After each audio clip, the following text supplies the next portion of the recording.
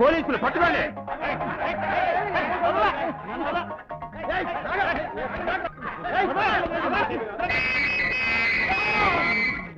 ఎక్కడ దాక్కున్నారా? మర్యాదగా బయటకు వచ్చి మాకు మామూలు ఇచ్చేయండి. లేదా అసలే నెలకరు 2 రోజులు స్టేషన్ లోకి వచ్చి కూర్చోవాలా. రేపు ఉదయం వరకే టైం ఇస్తున్నా, లేకపోతే మీ ఇంటి టాప్ లేపెత్తారంతే. రండ్రా పదం. ఎంతకాలం రా ఈ మామూలు తీసుకునే దొంగలకు భయపడి బతకటం? మనం పని మానేసి వాళ్ళ పని చేసుకోవడం మంచిది. ఇంకా లాభం లేదురా.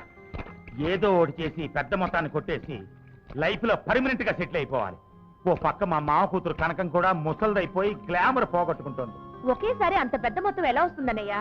మనకా దోపిడీలు హత్యలు తెలియవు. ఏమండి మేమిద్దరం ఒక అతి ముఖ్యమైన పని తలపెట్టాం. దానికి మీరు అతి చక్కని బ్రహ్మాండమైన ముహూర్తం పెట్టాలి. మీరు ఇళ్ళ చేయి కూడా ఇలా ఇవ్వండి. ఆహా, నీ ఎడం చెయ్యి కుడి చెయ్యి చూస్తూ ఉంటే అది నా కుడి చేయండి. చైతి నీ పేరేంటి నాయన? సూరిబాబు. రాంబాబు. రాంబాబులు రా, సూరిబాబులు వస్తు. రేపు ఉదయం 10 గంటలకు అద్భుతమైన మా పనికి పగల ముహూర్తం పనికిరాదండి, బెడిసి కొడుతుంది. రాత్రి 12 దాటాక పెట్టండి ముహూర్తం. అయితే రేపు రాత్రి 12 గంటల 4 నిమిషాలకు ఒక బ్రహ్మాండమైన ముహూర్తం ఉంది. 12 గంటల 4 నిమిషాలకి 1 నిమిషం అటవకూడదు ఇటవకూడదు. అబ్బా, అంత మంచి ముహూర్తమా అండి? ఎలాగంటాయా? ఈ ముహూర్తంలో ఎవరైనా హైదరాబాద్ వెళ్తే చీఫ్ మినిస్టర్, ఢిల్లీ వెళ్తే ప్రైమ్ మినిస్టర్. ఢిల్లీ వెళ్తారా? నేను ఢిల్లీ చూడలేదు. నార్మల్. మాకు రాజకీయాలు వద్దండి, ఏదో పని అనుకున్నాం, దాంతో పర్మనెంట్ గా సెటిల్ అయిపోవాలి లైఫ్ లో. రూపాయి ఏంట్రా మరి? నువ్వు ఇద్దరం చెప్పిస్తున్నాం కదా, 2 రూపాయలు ఇద్దాం పాపం. సరే తీసుకోండి. వస్తామండి. మంచిది నాయన. నా పర్సు, నా పర్సు. ఎదవా, ఇప్పుడే కదా లైఫ్ లో సెటిల్ అయిపోదామని చెప్పాను, మళ్ళీ చిల్లర పనులు ఏంటి? ఇచ్చి ఆయన పర్సు.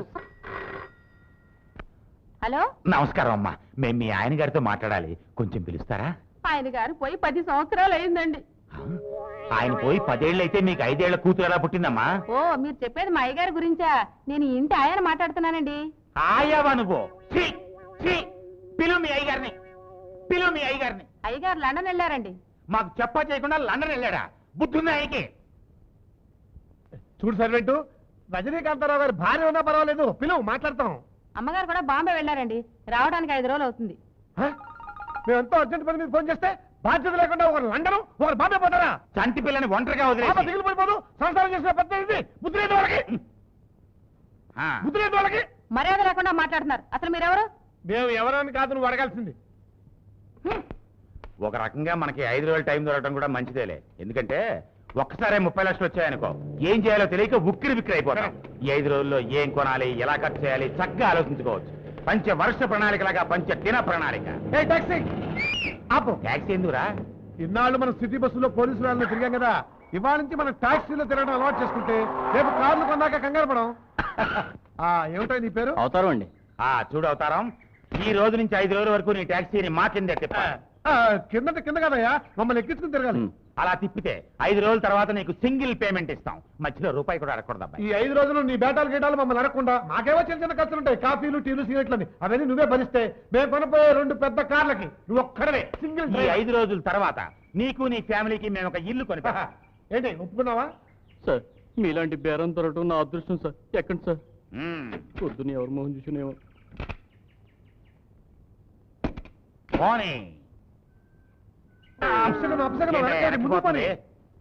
మా పరిస్థితులు బాగాలేక మా నాన్న భూత వైద్యం మానేశాడు.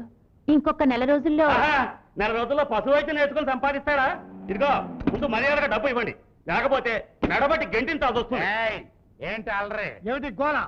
ఏంటి అన్యాయం? అన్యాయం చేసింది అతను కాదురా, నువ్వు. నిక్షేపం లాంటి నా భూత వైద్యానికి నువ్వు చేతబడి చేయబట్టి నేను ఇలా దివాలా తీసి అడ్డమైన చేత మాటలు పడుతున్నాను. నేను అడ్డమైన కాదా? నీకు నెల నెల అద్దె ఇవ్వడానికి అసలు ఇది ఇల్లంటాయా? అసలు ఈ తలుపులక, ఈ గోళ్ళక,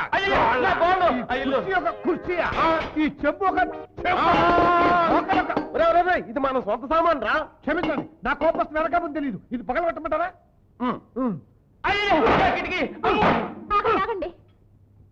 ప్రస్తుతానికి ఈ 200 తీసుకెళ్ళండి. 2000 రూపాయలు బాకీ ఉంటే 200 ఇచ్చేది. ఇవ్వట్లేదు. ఒరే అది నా డబ్బురా. నువ్వుండు మావా. చూడు వానరాం, ఇంకో 2 రోజుల్లో మాకు 30 లక్షల క్యాష్ వస్తుంది. నువ్వు వెళ్ళిండ్రా, నీ అద్దెని మోహాన్ని కొడతాం. సరే, ఎల్లుండే వస్తాను. కానీ డబ్బులు ఇవ్వకపోయావో చెంబు తపేళ్లతో పాటు నీ మామని మరదల్ని కూడా బజార్లో విసిరి పారేస్తాను. చూడు కనకం, నీకు కావలసిన బంగ్లా కారు నువ్వే సెలెక్ట్ చేసుకుంది కానీ రా. ఒరే అంత డబ్బు ఎలా వస్తుందిరా? సస్పెనీస్. సరే, నువ్వెక్కడికి? మీరు కొనబోయే కారు బంగ్లా నేను చూడాలి కదా. 30 లక్షలకి ఎన్ని సున్నాలో తెలుసా నీకు? ఆ, ఒకటి ఎన్నో రెండు, లెక్కెట్టుకుంటూ ఉండు. మేము ఈ లోపల బంగ్లా కొని కారు డిక్కీలో వేసుకొస్తాం. ఆ, పద. అదే.